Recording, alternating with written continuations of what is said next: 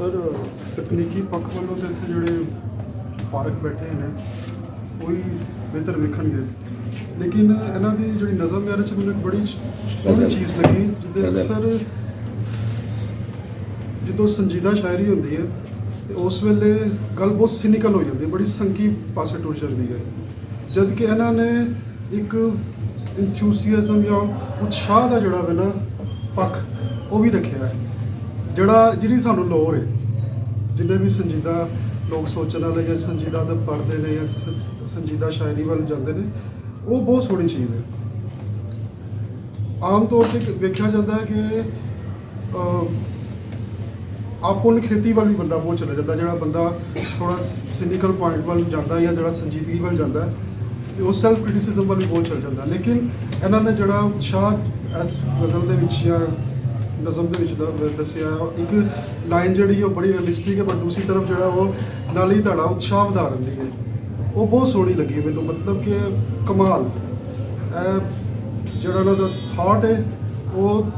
उस पास तो सराहनयोग ने बिल्कुल। तो बाकी जो पार्क बैठे ने वो भी तकनीकी पक्ष वेखणगे तो सानू बहुत पसंद आई है, इन्नी गल एक होर दोस्त अली भाई। मेरे शमस ना बहुत अच्छे तल्लुकात हैं, मैं खराब नहीं कर खराब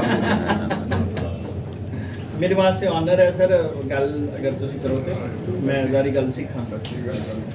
नहीं ये सिखन सिखाने की गल नहीं, क्योंकि गज़ल जी है मैनू तो किसी तरह की मुतासर नहीं की, ठीक ना नज़रियात ना मज़ामीन ना इसकी बुनत जी नहायत मैं मायूस होया। मैं बड़े शौक में आया मैं लैके शमस से आया, लेकिन मैनू सख्त अजियत पहुँची है, क्योंकि ये चस लैन वाली गल सी ये अजियत वाली गल ये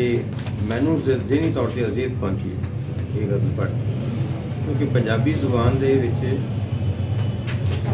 असी किन्ना क होर वो कहने विस घोल सकते, मैनू ये कोई मज़ा नहीं आया, मैनू नहीं चस आई गज़ल की ना ये पेशकश। बहरहाल तुहाडे लोगों के ख्यालात अपनी जगह से, मेरी राय अपनी जगह जी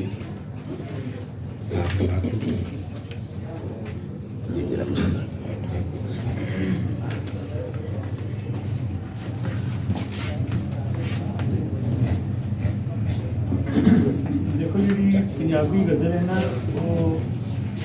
तारीख तो बहुत पुरानी नहीं, वैसे साडा जिन्नी क्लासिकल साडा उर्दू का है ना शायरी सारी वो गज़ल कोई तो गज़ल साडे आई बड़ी लेट, और मेरा पहला बड़ा नाम सी ना पीर फजल गुजराती का सी, जिस वे शुरू गज़ल आई तो बहुत ज़्यादा फारसी लफज आए उसकी वजह सी कि जो उर्दू लिखते हो तो आम तौर पर फारसी तरकीबा मिलियाँ मिलाइया तो खास माहौल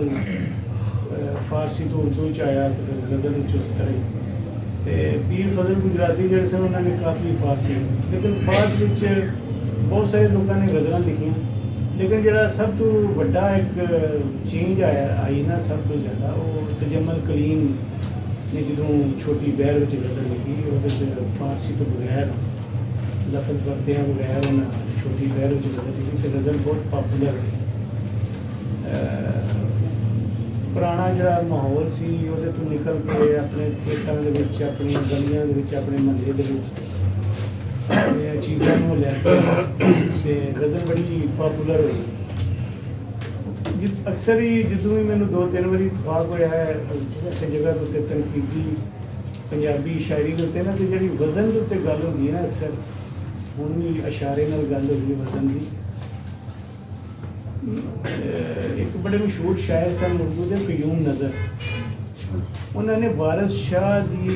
जी हीर है ना वो बहुत सारिया वज़न दी गलतियाँ कढ़ियाँ सी, जवाब एक जाबर अली सैयद सन शायद मुल्तान के प्रोफैसर, उन्होंने कई किस्सां दे विच सहीफा रसाले मजमून लिखे सन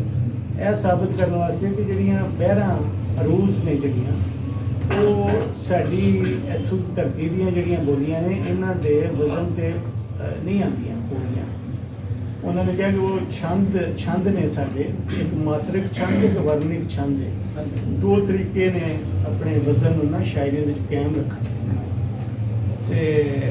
ਉਹਦੇ ਵੱਲ ਵੀ ਧਿਆਨ ਮੇਰਾ ਖਿਆਲ ਹੈ ਰੱਖਣਾ ਚਾਹੀਦਾ ਸਾਡੀ ਸ਼ਾਇਰੀ ਦੇ ਵਿੱਚ ਕਿ ਉਹ ਦੇਖ ਲਵੋ। ਵੈਸੇ ਤਾਂ ਬਹਿਰਾਂ ਦਾ ਵੀ ਬੜਾ ਜਿਹੜਾ ਪੰਜਾਬੀ ਦਾ ਬਹਿਰਾਂ ਦੇ ਹਿਸਾਬ ਨਾਲ ਵੀ ਲੋਕਾਂ ਨੇ ਦੇਖਿਆ ਕੋਈ ਮਖਸੂਸ ਬਹਿਰੇ ਨੇ ਪੰਜਾਬੀ ਦੇ ਉੱਤੇ ਜਿਹੜੀਆਂ ਉਹਨਾਂ ਨੇ ਕੀਤੀਆਂ ਨੇ, ਉਹ ਵੀ ਉਹਨਾਂ ਛੰਦਾਂ ਦੇ ਵਿੱਚ ਪੂਰੀਆਂ ਹੁੰਦੀਆਂ ਨੇ ਬਹਿਰਾਂ। ਤੇ ਮੇਰੇ ਹਾਲੇ ਜਿਹੜੀ ਵਜ਼ਨ ਦੇ ਉੱਤੇ ਗੁਫ਼ਤਗੂ ਹੁੰਦੀ ਹੈ ਨਾ, ਇਹਨੂੰ ਜ਼ਰਾ ਇਸ ਤਰ੍ਹਾਂ ਤੁਸੀਂ ਦੇਖ ਲਓ। ਦੂਸਰਾ ਜਿਹੜੇ ਇੱਕ ਇਹਨਾਂ ਨੇ ਕਿਹਾ ਸੀ ਨਾ ਕਿ 5 ਸ਼ੇਰਾਂ ਦੇ ਵਿੱਚ ਹੀ ਸਾਨੂੰ ਇੰਝ ਲੱਗਦਾ ਜਿਵੇਂ ਇੱਕ ਹੀ ਕੈਫੀਅਤ ਹੈ। ਉਹਦੀ ਇੱਕ ਤੇ ਜਦੋਂ ਤੁਸੀਂ ਇੱਕ ਲੰਬੀ ਰਦੀਫ ਹੁੰਦੀ ਨਾ ਤੁਹਾਡੀ, ਉਹ ਵਾਰ-ਵਾਰ ਰਿਪੀਟ ਹੁੰਦੀ ਹੈ ਤਾਂ ਇੰਝ ਲੱਗਦਾ ਜਿਵੇਂ ਕੁਝ ਗੱਲਾਂ ਆਪਸ ਵਿੱਚ ਜੁੜੀਆਂ ਨੇ। ਫਿਰ ਇਹਨਾਂ ਦੇ ਜਿਹੜੇ ਕਾਫੀਏ ਨੇ, ਲੜਨ, ਮਰਨ, ਹਰਨ, ਉਹ ਸਾਰੇ ਇੱਕ ਖਾਸ ਤਰ੍ਹਾਂ ਦੇ ਉਸ ਨੂੰ ਜ਼ਾਹਿਰ ਕਰਦੇ ਨੇ, ਤੇ ਇਹਦੀ ਵਜ੍ਹਾ ਤੋਂ ਵੀ ਉਹ ਲੱਗਿਆ। ਫਿਰ ਜਿਹੜੀ ਚਸ ਲੈਣ ਵਾਲੀ ਗੱਲ ਹੈ ਨਾ, ਉਹਦੇ 'ਚ ਇਹ ਵੀ ਹੈ ਕਿ ਫਿਰ ਜਦੋਂ ਬੰਦਾ ਹੁਣ ਕੁਝ ਕਰਨਾ ਨਹੀਂ ਚਾਹੁੰਦਾ ਫਿਰ ਚਸ ਹੀ ਲੈਣ ਲੱਗ ਪੈਂਦਾ। ਕਿ ਉਹਦੇ 'ਚ ਹੁਣ ਕਈ ਉਹਨੇ ਤਜਰਬੇ ਕੀਤੇ ਹੋਏ ਜ਼ਿੰਦਗੀ ਦੇ ਉਸ ਦੇ ਫਾਲਤਾਂ ਦੇ, ਤੇ ਹੁਣ ਉਹ ਕੁਝ ਵੀ ਨਹੀਂ ਹੋਇਆ ਤੇ ਫਿਰ ਉਹ ਚਸ ਲੈਣ ਲੱਗ ਪਿਆ। ਇਸ ਤਰ੍ਹਾਂ ਵੀ ਸਾਨੂੰ ਇਹਦੇ 'ਚ ਨਜ਼ਰ ਆਉਂਦਾ। ਲੇਕਿਨ ਜ਼ਿਆਦਾਤਰ ਜਿਹੜੀ ਇਹਦੇ 'ਤੇ ਗੱਲਬਾਤ ਹੋਈ, ਸਿਰਫ ਇੱਕ ਇਹਨਾਂ ਨੇ ਸੀਨੀਅਰ ਨੇ ਇਹਨਾਂ ਨੇ ਜ਼ਿਆਦਾ ਸਖਤ ਗੱਲ ਕਰ ਦਿੱਤੀ। ਉਹ ਇੰਨੀ ਸਖਤ ਗੱਲ ਤੇ ਨਹੀਂ ਸੀ ਬਣਦੀ ਔਰ ਇੰਨੀ ਗੁਫ਼ਤਗੂ ਤੋਂ ਬਾਅਦ ਪਰ ਉਹਨਾਂ ਦੀ ਆਪਣੀ ਰਾਏ ਤੇ ਬਹੁਤ ਸਾਰੇ ਦੋਸਤਾਂ ਨੇ ਜਦੋਂ ਇਹ ਵੀ ਕਿਹਾ ਕਿ ਇਹਨਾਂ ਕੋਲ ਅਸੀਂ ਇਸ ਤੋਂ ਵੀ ਬਿਹਤਰ ਮੰਗ ਕਰਨੀ ਹੈ, ਤੇ ਇਹ ਵੀ ਕਿਸਮ ਦਾ ਇਹਨਾਂ ਵਾਸਤੇ ਇਹਨਾਂ ਨੂੰ ਤੁਸੀਂ ਇਹਨਾਂ ਦੀ ਸਿਫਤ ਕੀਤੀ ਹੈ ਕਿ ਤੁਸੀਂ ਸਮਝਦੇ ਹੋ ਕਿ ਇਸ ਤੋਂ ਵੀ ਚੰਗੀ ਗਜ਼ਲ ਲਿਖ ਸਕਦੇ ਸਨ। ਤੇ ਜਿਹੜੀਆਂ ਨਾ ਪਹਿਲਾਂ ਦੱਸਿਆ ਗਿਆ ਕਿ ਪਹਿਲਾਂ ਜਿਹੜੀਆਂ ਗਜ਼ਲਾਂ ਲਿਖੀਆਂ ਉਹਨਾਂ ਨਾਲੋਂ ਇਹਨਾਂ ਦੀ ਗਜ਼ਲ ਬਹੁਤ ਬਿਹਤਰ ਹੈ। ਤੇ ਮੇਰਾ ਖਿਆਲ ਹੈ ਉਹ ਸਾਰੀ ਇਹਨਾਂ ਦੇ ਹੱਕ ਵਿੱਚ ਹੀ ਜ਼ਿਆਦਾ ਚੱਲੀ ਗੱਲ, ਤੇ ਚੰਗਾ ਲੱਗਾ ਇਹਨਾਂ ਦੀ